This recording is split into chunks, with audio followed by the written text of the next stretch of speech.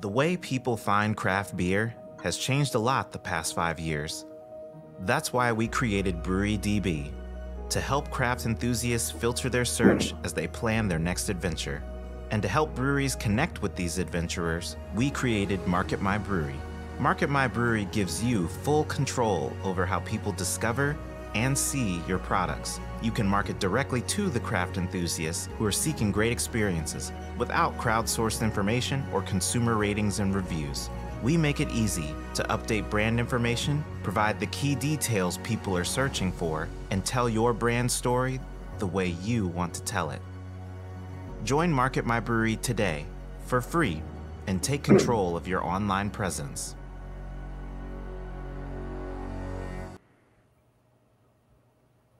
All right.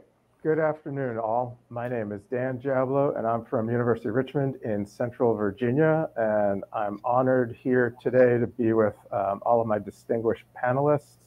I just wanted to take a moment and just kick things off by recognizing all the hard work of Andrew and Amanda and the whole CBP crew for organizing this event and for including us. I was at Andrew's last in-person event in Portland, Maine in June, and it was an amazing chance to hear great content, help build our brewing community, and network with a ton of amazing people. And we also got to drink some great beers, which unfortunately we can't do here, but that's okay.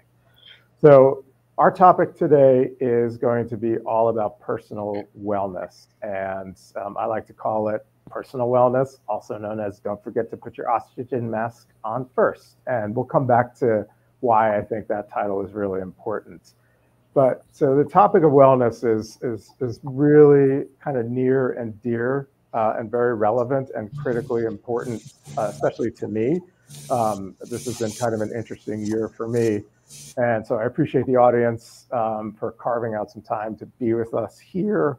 I had the ability to share some of this story with some folks at CBP in Portland, Maine, and it was just really valuable, you know, to kind of like talk about this in person. It can be kind of like cathartic. And I approached Andrew about running the seminar or this panel here today, and he was very much on board with it. So that's great.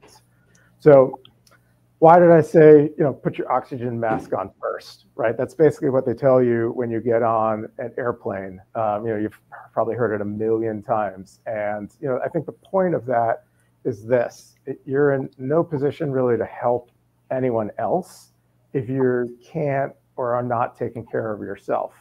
And regardless of our position in the brewery or outside of the brewery, whether we have families or whatnot, you know, we are often in roles where we inspire and we lead and we help and we serve others. And, you know, if we're not really taking the time to take care of ourselves, then we're really in no position to take care of anyone else. So really the goal here for me today is to, you know, kind of like raise awareness to this topic and really sort of like destigmatize this idea of talking about mental health. Right. It used to be a thing for people in my generation that you just did not talk to anybody about it. And I don't think that really worked out very well for a lot of people. So, you know, as a brewing community, as any community, really, we need to be talking about this and supporting each other. You know, we are all a part of this craft brewing community that already shares so much, you know, tips, tricks, lessons learned, recipe tips, all kinds of stuff. And these kinds of like deep conversations, these deep interpersonal conversations, I think are really valid for us all to have. So basically the format here will be pretty straightforward for anyone that's been to other CBP Panel Fest events. You know, we'll talk for about 60 minutes or so. And I also have a list of resources that will include everyone in the panel's contact information. I'll drop that into the chat. Probably as we get closer to the end of this. So first off, I'm going to want to do some introductions. So I'll just introduce myself, and I promise I will stop talking soon. So a little about me. My name is Dan Jablow. Like I said, I'm at University of Richmond. I'm relatively new to the craft brewing industry. I've been working as a director of brewing education here at University of Richmond for almost the last 2 years or so. We do have a beer brewing program. I went through it myself, and I'm also continuing to launch and build upon new programs. But really, wellness is very, very important to me, and we'll touch more on that, after we do a round of introductions. So one thing I will say to the panelists, which I've already told you, but I'll tell you here again, is, share whatever feels comfortable, right? Like I sometimes overshare, and for me, I find that very cathartic, especially when we're talking about this topic. But really, I want this to be as open as possible. So we can just kind of like go around. I'm also happy just to kind of like call on people as I see them, as they show up in my Zoom window. So really, just give us a quick intro, and we'll start with Angie. Hi, my name is Angie. I am the production manager at Atlantucky Brewery in Atlanta, Georgia. We are a small nano brewery that's been around for about 3 years, and I have started in this industry here at Atlantucky. I also have a background in fitness. I am also a certified personal trainer through the National Association of Sports Medicine. And so I've got a long resume in fitness before I moved over to the beer industry. That's great. And Angie, I love this story because you were actually the first person I thought of to have on this panel when I met you right at the gym for the first time in person in Las Vegas. So I was like, yes. Okay, cool. I'm going to remember this. At a beer festival, at a beer conference, and we met in the gym. So it was perfect. At like 6:30 in the morning or whenever it was. There's always time. Free hotel gyms, great resource. Always. Okay. Kailie, let's go to you next. Sure. So my name is Kailie Smith. I am here in Richmond, where Dan is. I run an organization called Safe Bars RVA. We do sexual violence prevention training in places that serve alcohol. I also am entering my second year in a social work master's program where my focus of study has been industry workers. Awesome. Thanks, Kailie. Todd, why don't you go next? Hey, everyone. I'm Todd. I'm a professor of psychology at George Mason University, Northern Virginia. And for 20 years, I founded the Wellbeing Laboratory, and we do studies on happiness, meaning and purpose in life, anxiety, stress, trauma, curiosity, creativity. So we really run the whole gamut of studying how do we treat and help people with mental difficulties, and then how do you actually help people understand and acquire the good life? And those are not the same thing. Yeah, that's great. Like, Todd, you were like a true authority and a beacon on this topic ever since I met you way back in the mid-90s at Cornell. I mean, I just knew that this was your passion, and I'm just stoked to have you here. All right, it's Julie, cool you're next. That you can get paid to study happiness. Yeah, that's awesome. I'm Julie Tridente. I am the director of brewing operations at a brew pub here called Precarious Beer Project. We're in Williamsburg, Virginia. The brewery's been open a total of 7 years. I've been here a little over 5. I got my start in Southern California just about 10 years ago, doing anything and everything from pouring beer to HR to you name it. Operations tends to end up being a huge slew of things that nobody else wants to do. That's kind of my background in the beer industry here. Nice. Cool. Well, let's dive right in. So I've teed up a couple softballs for everyone today.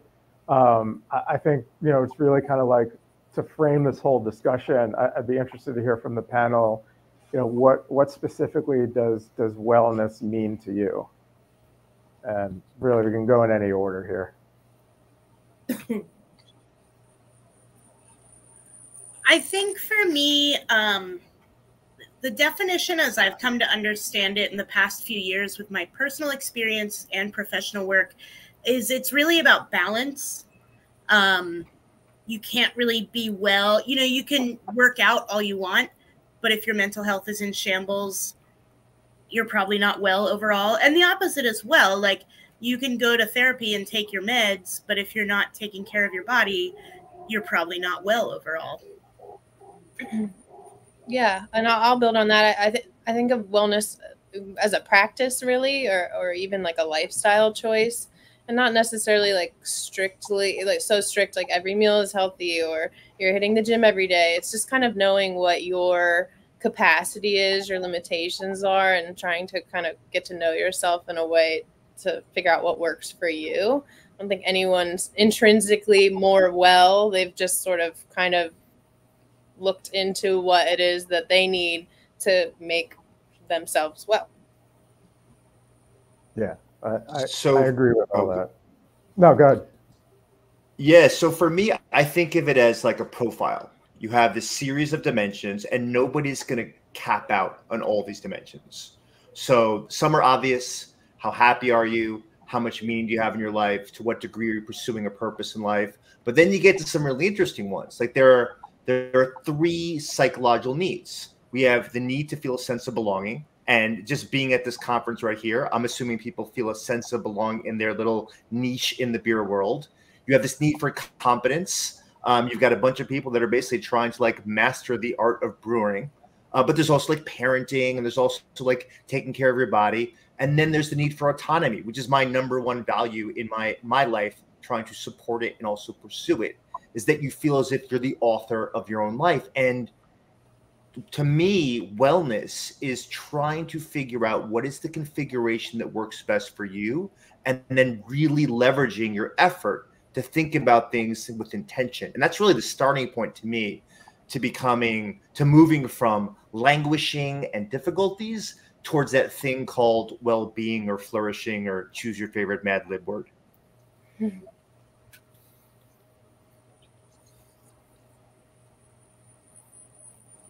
Angie, what do you think?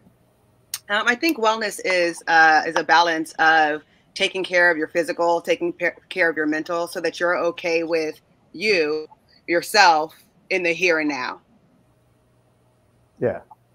Yeah, I think it's great. I mean, you guys all touched on some really key points. And I think, what resonates for me is, I like this idea of intention and trying to kind of like figure out like what works for you and how it works for you. So like, for example, I'm an early riser, and, my wife always tried to get up early to go exercise or go work out.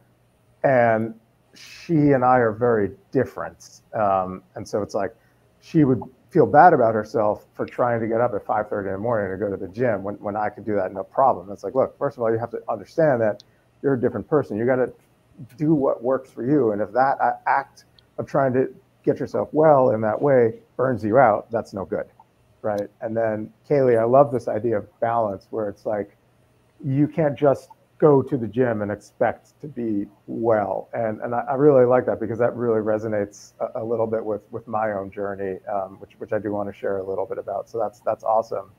And then, Julie, I like how you kind of touched on this idea of almost like moderation, where it's like, I've taught myself and trained myself over the years to not eliminate anything, but just to really focus on moderation, because elimination of things, whether they're foods or their habits or whatever it is, I think elimination, like in certain ways, almost leads to the worst thing happening, which is like a binge, kind of response, where it's like, oh my God, I'm in this Las Vegas environment, and there's all the gambling around me, and there's all the temptation around me. It's like, I just have to give into it, because I've been living this like sheltered experience at home, which I also think kind of like ties a little bit into balance. So that's great. So I kind of want to pivot, sort of like into the next section, which is kind of talking a little bit more specifically about, your own personal wellness journeys, because I think everybody sort of like has an opportunity to kind of learn from what everyone else goes through, and certain aspects of people's stories might resonate with other people. So, my wellness journey, I've always been, well, not always, I should say, since well after college, I finally decided it was time to like take care of the physical side of my body and like go exercise and, like do all of those things. But I kind of realized that the whole mental side of things, like I was not really taking advantage or taking care of that in the proper way. So it took me going through a couple really, really tough moments in the last, 8 months or so to realize that, my mental health was really, really suffering. And it was really time to do something about that. And that involved going to therapy, seeing a psychologist, and then, having her regularly screen me for depression. And when it was sort of uncovered that I had depression, it was sort of like the combination of, having the therapy continue, to do EMDR therapy, which is, it's like eye desensitization, rapid movement kind of therapy. It's very specific, and it helps folks process trauma that they hold on to, like really getting that sort of like squared away and filed away in my brain neatly and organized, like really kind of helped. So, and the combination of medication thrown into that, like really has just been transformative for me. So I wonder if, if anyone else would like to kind of share, some of their own journey, just so that others may be inspired to say like, oh, this sounds a little bit like me, or yeah, like we can all do this. Chances are if you feel something or if you feel out of whack, chances are you're not the only one who's gone through this. And I say this for everyone on the panel and the audience. Yeah, so I'll go ahead. So I have a large family. I have 4 kids, and for a long time I was just staying at home with them, which I really enjoyed. It wasn't fulfilling me, but I was happy taking care of them. And so in this process of figuring out what's next as they get older, I was like, well, I love working out. That's how I try to keep my physical going, which also helps my mental by working out. And so, well, maybe I can just pivot into a career of fitness. And so I did, and got certified, got tons of clients, and was happy doing it for a while. But then it was taking taking care of other people and not taking care of me. And so then at that point, it was becoming a job and not as enjoyable. And so we moved to Atlanta, and always been into craft beer. And I saw this opportunity to come into a new brewery that was opening. And I was like, well, maybe I can just do this part-time and kind of have some balance here. And I ended up loving it, and kind of more pivoting away from working out as a fitness trainer and working out for myself. And so in that pivot, I've been able to take care of me and find my creativity in making beer. And I've also been able to find the joy in working out again. And because I'm mainly working out for me, I do have a few clients, but it's mainly for me. And so I'm definitely finding my happiness and more of a balance with my home life and my work life, and doing something that I truly, truly enjoy.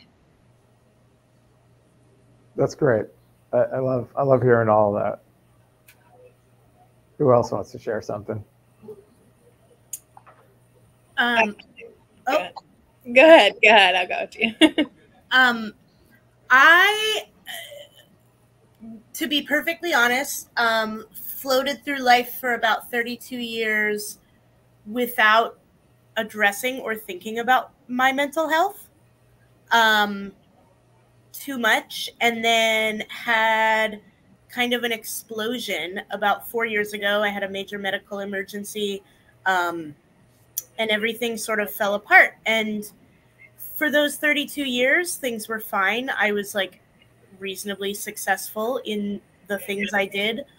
But when I started actually addressing my mental health, because I was forced to, my life changed dramatically. And I had like ambition, which I didn't have for a long time.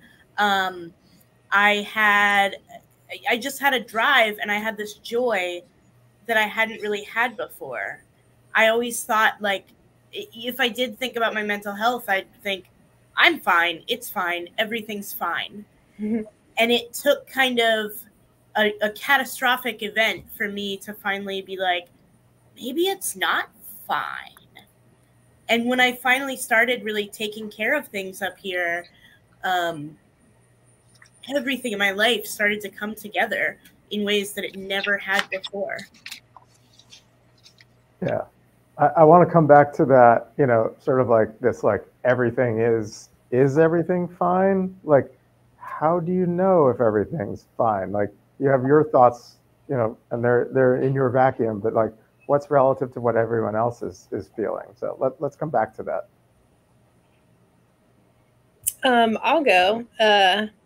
I got my start in the beer industry, as I mentioned, in Southern California about 10 years ago. So it was younger, early mid-20s, and so excited. And I definitely drank the Kool-Aid. My whole life kind of revolved around beer. If I wasn't at the brewery, I was pouring at beer festivals, attending craft beer conferences, visiting friends at breweries, having shifties after work, because that's just what you did. And I felt definitely my physical activity slow a lot, and as a result, just not really feeling that good. I ended up moving to Virginia in 2019 to take this position. My family is on the East Coast. I'm from the East Coast originally. They're still about 4 to 5 hours away, but it was a drive, not a flight. And when I moved here, it was really exciting at first, but I think eventually I started to feel a bit isolated. I had lost this entire network that I grew in the Southern California beer scene. Nobody here knew me, and and that's fine, but it ended up being a little more isolating than I thought. I had also a long-term relationship that was definitely imploding as we isolated ourselves here due to my partner's struggles with alcoholism. So I kind of had all that going on, and I definitely internalize a lot. I was not really sharing with anyone what I was going through, friends, family. And then COVID hit, and which was a struggle for everyone, and it really kind of highlighted all the things that were going on with me. And within a matter of days, my relationship was ending, and my dad passed away. So I was having like full-blown crises. Still managing, being like I was showing up to work, but I definitely wasn't there mentally. And I got in with a therapist, thankfully. Thankfully, I was able to find someone within my health insurance network that would see me pretty regularly and pretty quickly. That really kind of changed my life. I had to share what was going on, and that person encouraged me to share with other people in my life, kind of creating like a much bigger network for me. So yeah, that was my journey. And then, being able to share at work too. So they could cut me a little slack during this time. And thankfully, I'm here 5 years later because of that. That's awesome. Thank you for sharing that, Julie. Yeah. I mean, I have lots of commonalities with everyone's story here. I'm going to pivot a tiny bit and just talk about kind of what I've done in the past that might be helpful for people listening. I spent a year as a clinical psychologist working at the National Crime Victims Center in South Carolina, where I worked with sexual assault survivors under the age of 13. And yes, that's just as traumatizing being the healer as you can imagine. And one of the things that came up a lot for these kids when I worked with them was they viewed these traumatic experiences that happened to them as, this is me, like this defines me. Like, here is the story of Jessica, a rape survivor. And what I would tell them when I worked with them was, the goal of working with me in therapy is that we can't take away this negative event that happened to you. This is a horrible experience. My goal is that when you are 40, 50, 60 years old, even 20, is that when you're talking about your autobiography, this moves from the subtitle of your story to not even just a chapter of your story. It's just going to be 2 paragraphs in chapter 3 of a long book about your life. And that's the goal of our therapy, is really the big problems occur not from the event happening, but our reaction to these events. And one of the things that I'm sort of referring to is the idea that when it comes to the life narrative that we create or wield about ourselves, you hear Kailie talking about, kind of just effortlessly going through the first 32 years of life, is we create these stories.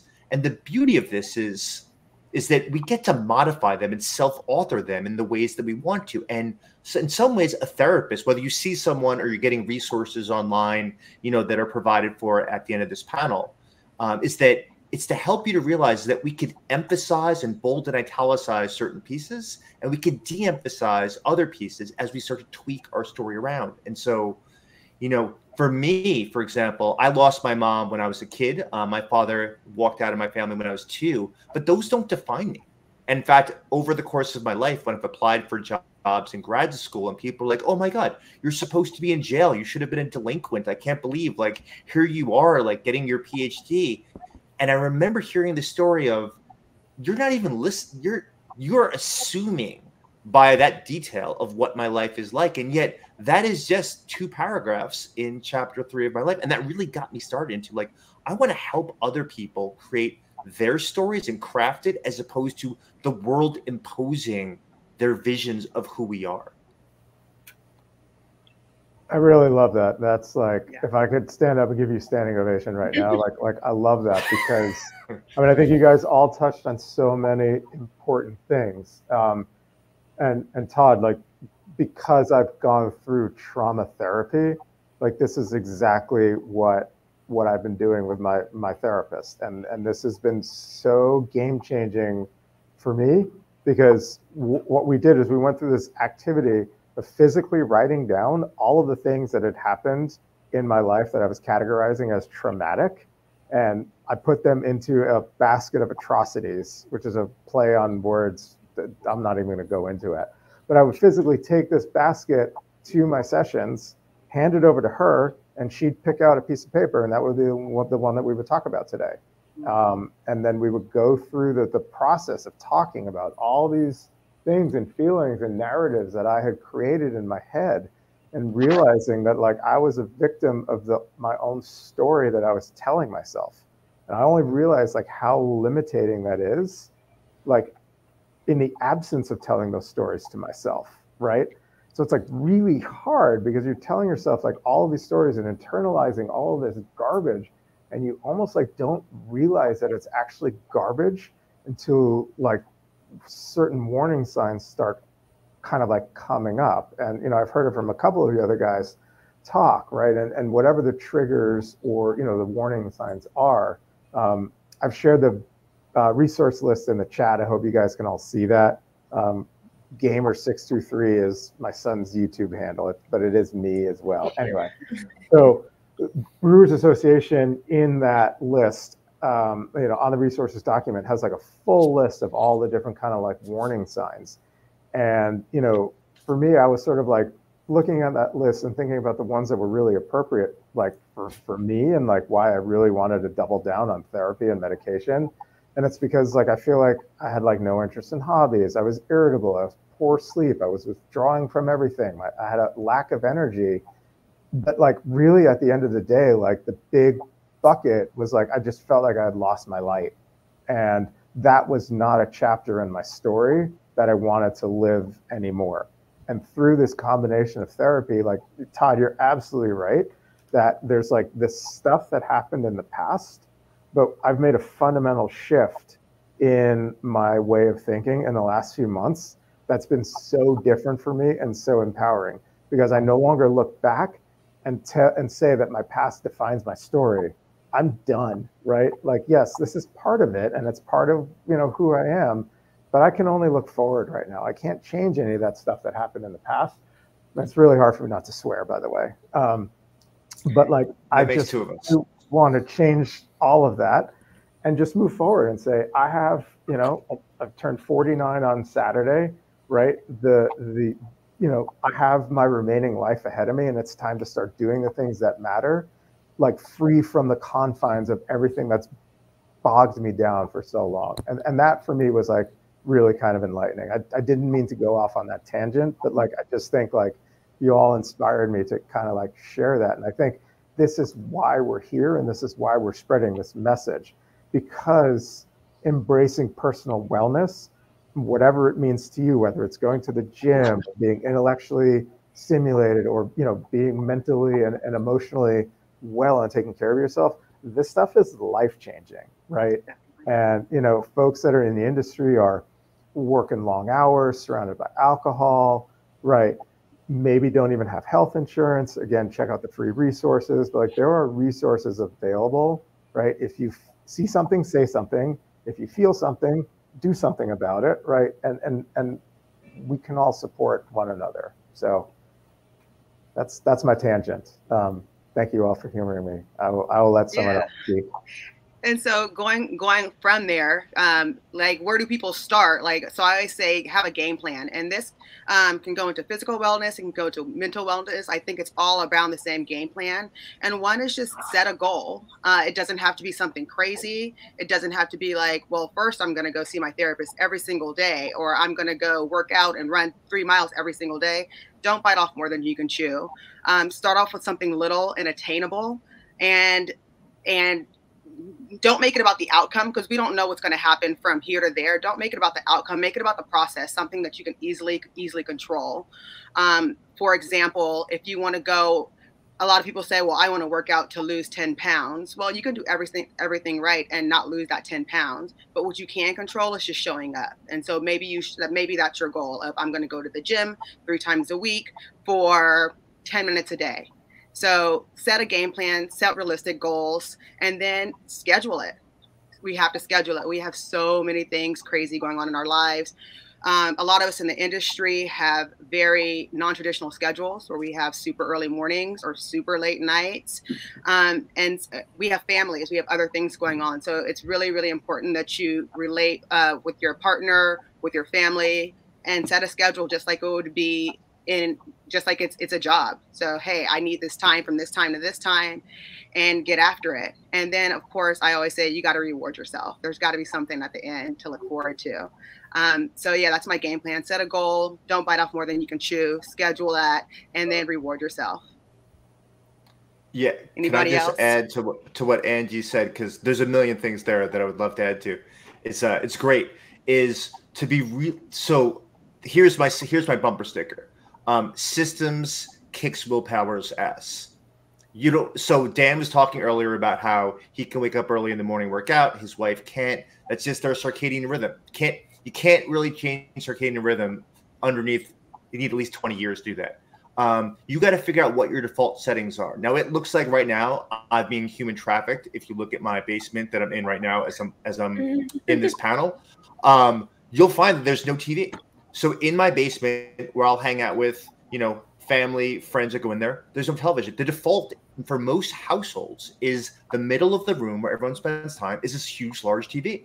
And then what happens? People go on their screens a lot. And so really think carefully about what are the default settings. So for me, as soon as I wake up, brush my teeth, floss one tooth, just as Angie is saying, start your goal very modest. Floss one tooth. Hey, guess what? Once you rip up that piece of floss, you're probably going to floss a couple other teeth. If you do one push-up, which is your goal, you're probably going to do a few more push-ups. If you open up your book before you go to sleep and say, I'm going to read one page, my guess is the story is going to catch you and you're going to read a few more that happens there. So have a book sitting there next to your bed that happens there. Have your gym clothes sitting into your bathroom right after you brush your teeth that happens there. So that's the first thing you jump into. You work out in the morning. Thinking about what are the defaults that make me do things automatically and what can I modify to create the life that I like is a very nice approach to kind of playfully, with an active curiosity, to kind of explore how you can modify things without even touching pharmacological treatments or psychological treatments. Yeah, I think that's fantastic. Oh, sorry. Go ahead. No, you go. I don't need to talk.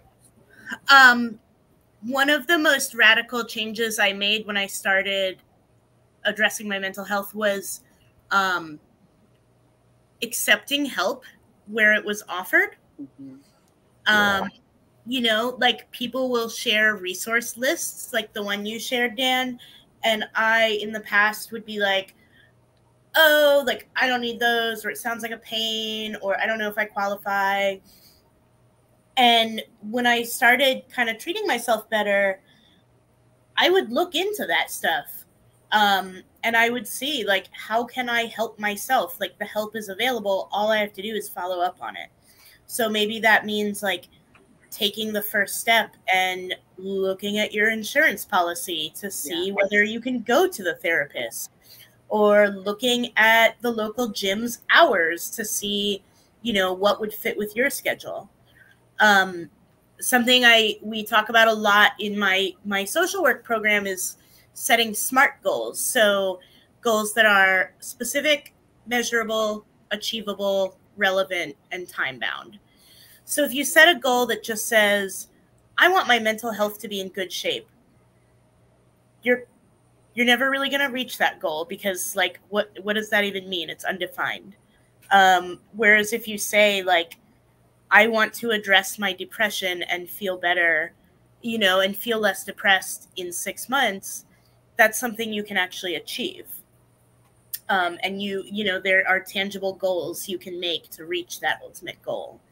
So I think like setting reasonable goals, just like Angie was saying, is a great start in taking care of yourself.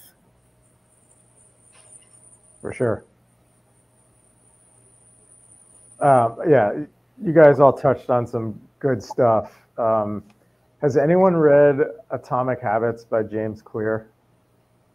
Yeah, Todd, I recently read that, and a lot of the things that you were saying there, like I feel like was covered in some way in that book. Like that's exactly what I do in the morning. Like 5:30 in the morning, like I got my workout clothes in the bathroom. Like I can sneak out of the house and not bother anybody. And it's like I'm so forgetful these days about things. Like it's just even like in developing the habit of like, what is my routine for leaving the house? Like I almost left the house today without my laptop because I didn't put it in the same exact spot where it is every day. So it's like these like little habits and these little things that we can train ourselves. Like exactly also like Kailie said, like the goal, and Angie said it too, the goal isn't to work out. The goal is to do X, right? I'm going to get to the gym once this week, or I'm going to get to the gym today, and I'm going to drive there and spend 20 minutes on the treadmill, starting small. And one other thing, Kailie, which I really like, is this idea that like, yeah, you know, you can find providers that are covered by insurance. Not everyone in the brewing industry has insurance. So again, please be sure to check out, you know, the resources document that I've shared. But also, I'm a big believer in this idea that you don't get what you don't ask for. So my therapist, when I started with her, she was not covered by my insurance policy, but she was very, very highly referred to me. And after talking, she basically was like, look, my mission is I just want to help people, right? So I can cut you a break on the rate that I charge. And I was like, great. And she kept cutting the rate for me, like session after session after session, until she got me down to like such a low cost to pay out of pocket for sessions. And then she joined my insurance network. But that was just something that her and I negotiated. And I guess she took pity on me, or maybe she just appreciated my directness. But, you know, it works out. Like, you know, I think there's options and there's resources available. Like if you can sort of envision that things could be better for you. You know, the question is now how does it happen? And you're not in this alone. Like absolutely, I'm the worst person, or I was the worst person about asking people for help. People in your network, like friends, family, colleagues, like whatever it is, like at the end of the day, they all want the best for you. You know, take advantage of that. Yeah, and just to extend that, because I think I'm big about precision. There's this work by Elaine Chung at Northwestern. She calls it emotion ships, and it's the idea of be really clear about what roles different people in your social network are good at, because you can't steal the oxygen if you have a romantic partner and ask them to be your bartender, your therapist, your cheerleader, your workout partner. You know, like this, it's too many roles, like the co-parent, like it's too many roles that happen there. So the thing is, really think about, and like right now, as I'm saying this, like think about who comes to mind when I say, who's the person that's helpful to help you commiserate on something. You don't want advice. You just want someone to hear you out. Who's the person that's good for cheering you up, like lifting your spirits? Who's the person that's useful for intellectually charging you up? Who's the person that's helpful if you want to mobilize resources and fight against tyranny, a problematic person, like, you know, difficult colleagues, difficult rules? Who's the person that's great for problem solving when you have to deal with, as Kailie's talking about, your insurance issues, like house problems, like a neighbor that's really annoying and like doesn't put a lid on their garbage, just leaves it as a bag on the street and rats are getting to it. And so like thinking of like who comprises your wise counsel. That's the term I always use. Dan happens to be one of them for over 2 decades now. And then which person serves different, like is like an exemplar at particular qualities in terms of your emotions, your mental well-being. Because if you go to the person for emotional support who's good at making you laugh, you might find yourself feeling like you are dismissed and you're like invalidated. But in reality, you kind of went to the wrong person. And it's not like I want to blame anybody, but I'm just like, choose wisely for who you go to reveal your dark skeletons and secrets, and choose wisely of who you want to hang out with, because you need a mood boost at 5 o'clock on a random Tuesday. Todd, remind me that I have a book idea for you. You got that. Yeah, this is all good. This is all like really great stuff. So, you know, I think to someone who's gone through and kind of like dealt with, you know, like a major sort of like mental health crisis, you know, I think the signs like aren't necessarily obvious immediately. Like, I know we've kind of touched on it a little bit, but, you know, what are some warning signs that you've experienced or seen in people that, you know, kind of like make you like want to like tap them on the shoulder and be like, hey, look, like, you know, this is what I'm seeing. Like, you might want to seek some help. Here's some resources for you. I think people who are unusually fatigued. So like someone's a go-getter, or somebody is so used to doing a certain job, and then all of a sudden they're just falling off, or just unusual fatigue is like one of the first signs to me of stress or emotional stress. Mm-hmm. Yeah, I think Angie has her finger on the pulse. Thinking about every model that exists about what is depression and what are the core symptoms, at the nucleus is a loss of vitality. And so I really love the idea of like, and this is the really important part, is you got to figure out what is the baseline typical level of vitality of a person.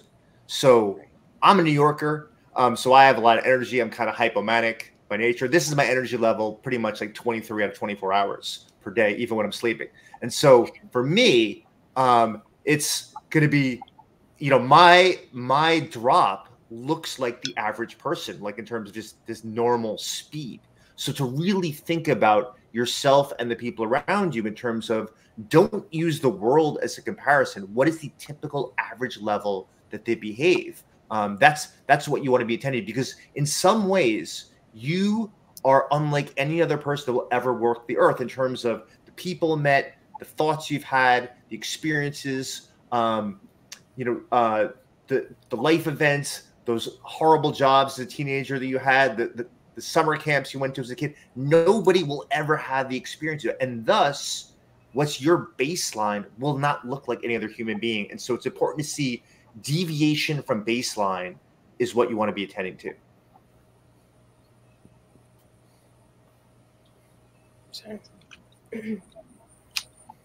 I feel like Todd's probably the expert here, so I don't know what to add. But I mean, if you're sharing a home with somebody and they're usually incredibly tidy, and you start seeing things maybe slacking a little, or irritability with coworkers or family or friends, things where, like, you know, as they're both touched on, they're not acting in a way that you're used to seeing them.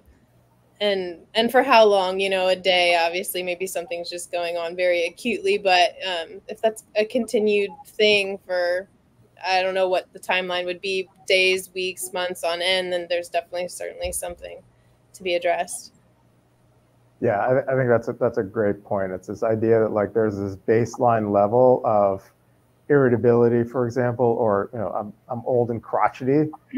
Like my baseline of like crotchetiness now like goes up here. Like, okay, maybe that happens for like a day or two, but if it happens at a sustained level for a while, and then I just become quicker to get more crotchety, like then it's like, you know, hey, you good? Like, I'm like, yeah, I'm fine. They're like, no, okay, I'm not fine. I'm having an outsized reaction. So it's like just being aware of, you know, some of those things, like, you know, in yourself could often be a sign to like, do something about it, because it doesn't have to be that way, right? So does anyone else have anything to say about that? Because I had another question for everyone. I just want to say I love your repeated use of the word crotchety. I use that word a lot to describe myself. Oh my God. Great. My son, when he's 11, when he makes fun of me, he like makes fun of me in like the stereotypical like old grouchy, like old fart way. And I'm just like, oh my God, this is me. But I'm not, it's not me, because he's like remembering me when I was like depressed and like mentally ill and like all this stuff. And I'm like, yeah, well, back then I was crotchety, but now I'm happy. Like I come home and I'm in a great mood, you know? I left my other job that I had that was just sucking my soul. And, you know, it's just like at the end of the day, like sometimes you just have to make like broad and like really risky things. You have to like do these things in order to make things better. And, you know, everyone's financial situation is different. I took a leap of faith and said no thanks to a W-2 job that I'd had for 8 years, because it was literally killing me on the inside. And I'm like, I can't do this anymore, right? So also like recognize that there might be some brave and bold and, you know, seemingly foolhardy decisions that you have to make that like the conventional person wouldn't make. But to Todd's point, you're an individual. You do what's right for you, and anyone, you know, they either support you or they don't support you. And if they don't support you, you know who your true friends are. Anyway, that's another tangent. You also said something that I don't want to let slide because it fits with Angie and her household of kids. Is kids are truth tellers, and so like, you know, like if your kids meet an adult and they like them, you're like, oh, what this is probably like a beacon of light, this person. And the other way around, it's like, okay, they saw something, like they see through things. So if your kids regularly tell you that you're the Simpsons character, the old man that screams the clouds, then they might be onto something that you might not be attuned to. It's like it's just like dog whistles. Like kids are on emotional wavelengths they see that adults often miss. And I think it's worth considering, like, what is your kid actually like think of you in terms of your like psychological like well-being at any given point in time. Yeah. If they notice, there's probably something there. Yeah, for sure. That's a great point. You know, one thing I would like to hear your thoughts on is this notion of burnout. You know, I think I don't remember who said it. It might have been Angie who said it earlier. I think that's kind of like another interesting one to kind of think about or talk through. That, like, especially as brewers, like I've got culinary experience too, so it's sort of this like idea where you're on your feet, you know, sometimes in tight spaces, it's hot, it's uncomfortable, right? It's loud, long days, long hours, you're around alcohol, you're trying to like make a name for yourself, you know, and you really like want to show up and be responsible and all these things. How do you do that and be mindful of burnout at the same time? Like, what are your guys' thoughts on that? I would love to jump into this one. So I spent the last semester talking about the fact that food and beverage work is real work. There's this stereotype or stigma that I've heard on numerous occasions that like work in this industry is like not real work. It's fun. It's like barely a job. You get to work with beer all day. What's job like about that? And the reality is, like, it is a real job. It, like you said, Dan, like it is physically taxing work. If you're brewing, it is very mentally taxing work. If you're in the front of house in the tap room, and there's a lot that goes into it, and it like comes with a lot of mental baggage and physical baggage. So I think like it's super important to, first of all, just acknowledge, like, even if people say like this is just fun work, this is real work. And with real work can come burnout. So like I would say for me, like that's the first step, is just acknowledging that like burnout can't happen in this industry. Definitely. Yeah. Yeah, I think one thing that you can do to reduce the risk of burnout is some intentional movement. And like I said, I don't know, we already do, especially if you're in the production side, some super taxing work on our bodies. And so I think just being intentional about setting up your body for work, as far as like getting a plan in with flexibility and yoga and balance and meditation and things that are going to strengthen your body to be able to do the work, and then know when to pull back, know when you just need some time to be still. That's also super intentional. I always have some of my clients, like, as a part of their workout, is this: we need to meditate, we just need to sit still for a minute. And I think that really also takes care of your mental, and any kind of physical activity also takes care of your mental. Yeah. I think something I've had to learn over the years was like boundary setting, getting a lot more comfortable with setting boundaries around my personal time. Originally I was so excited and thrilled to be invited to any beer festival or any conference or anything, but I found myself running myself ragged, just trying to do anything and everything. And then also just things being asked of me that I didn't think were necessary, or could kind of present a different option for when it could be done. So yeah, just really trying to be protective of my time and my mental space, and also like the schedule in the brewery. I have the guys on 40-hour work weeks. That's pretty unheard of, I think, in the brewing industry. A lot of times they're really, really, really long days, and people get shorted out. So just really trying to protect them too. Kudos to you, Julie, for this. Yeah. No, I love that you combine those two things: boundaries in your own life, and you created boundaries for other people's lives that work for you. When I work with business executives, one of the things I spend a lot of time talking about is taking advantage of leveraging transitional spaces. And so when you have activity 1 and there's a space before you do activity 2, and it could be in the exact same physical space. It could be moving kegs around, and then it could be answering emails. But there's a transitional space between those two. And what I suggest is that you take advantage of it's like shifting from the mindset from peace to wartime. Is you need to like mentally realize like how you treat physical bodies, how you treat your own body is totally different in peace and wartime. How you communicate in terms of like with aggression and violence, like you have to change. This is why like combat veterans have a hard time returning back to civilian life, because you go from fight or flight response, and then all of a sudden you're trying to figure out like which oatmeal should I pick out of aisle 7 in the Piggly Wiggly. It's not. You have to shift mindsets the same way. Every single day of work has these transitions, and so don't feel bad. Use your smartphone. Actually, this is the opposite of all the advice that you get everywhere. Use it if it's like a video game that gives you a little bit of break in between. If it's someone who like you enjoy talking to, like on the phone or texting them, let that be not a quick interaction to get to the next activity, but a mental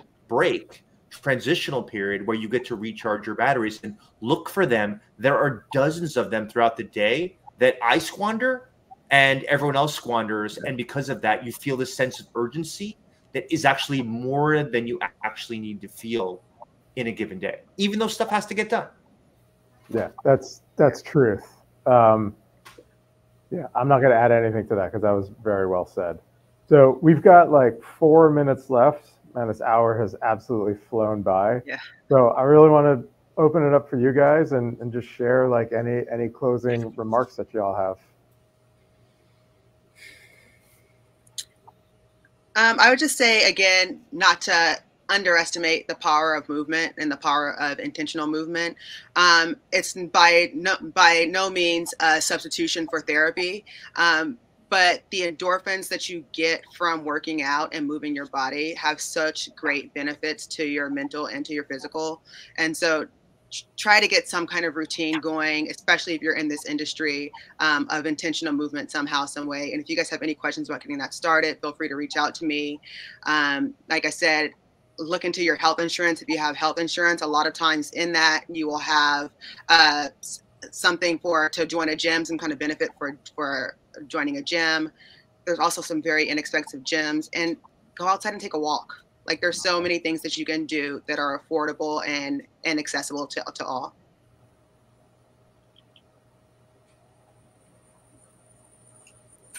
I mean, I think Dan put together a really great resource guide for people. I'll just share, I guess, a couple other free or close to free things that have helped me. One would be journaling.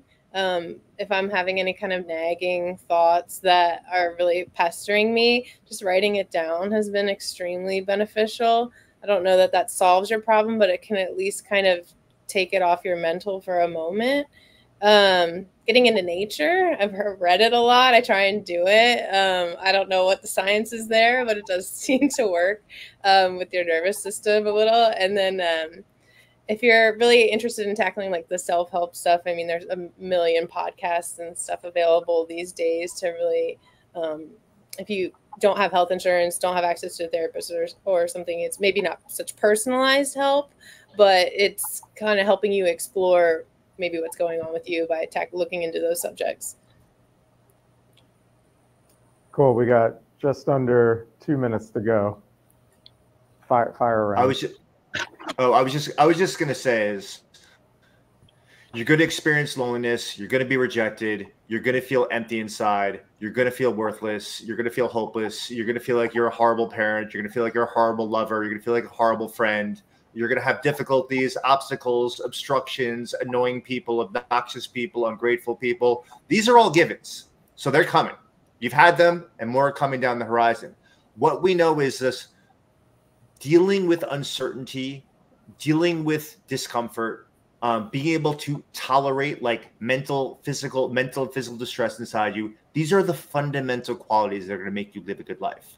You don't even have to play in the happiness space. You could just be able to tolerate pain and distress. And one of the ways of doing this that's very effective is actually intentionally, when you're in a decent to good place, actually putting yourself in challenging situations and realizing this is like a muscle and you can build it. And so go have real world conversations, go talk to strangers. When you're at these, at your brewery, someone else's brewery, like go say hello to someone, say, listen, you got a concert t-shirt of the Pixies. I love the Pixies, dude. So good to see someone with that. It doesn't have to be seductive. You don't have to be picking people up. You could just be talking, and as you build that muscle, you'll actually get better at dealing with some of the stressors and difficulties in your own life as you pursue all these other resources that other people are talking about. I love that. Awesome. I think so. Okay. I'm a huge fan of acronyms. They just make things so easy to remember. So I think one of the best wellness tips I ever got was the HALT method. So HALT stands for hungry, angry, lonely, or tired. And that's any time that you're feeling like a general badness, you can always do like a HALT check. And usually it is one of those 4 things. And if you can address those as quickly as possible, like you will feel better almost instantaneously. I love that acronym, and it has served me really well. That's awesome. Well, I think this has been great. I hope everyone else out there is inspired to take their own personal wellness seriously, and I hope we've all inspired you to do that. I want to thank the panelists so much for being here and being open and honest and sharing their thoughts. Thanks, Andrew, once again. And I think we are all done. Y'all take care. Thanks, Dan. Thanks, Andrew. Thanks for having us. Thanks, everyone.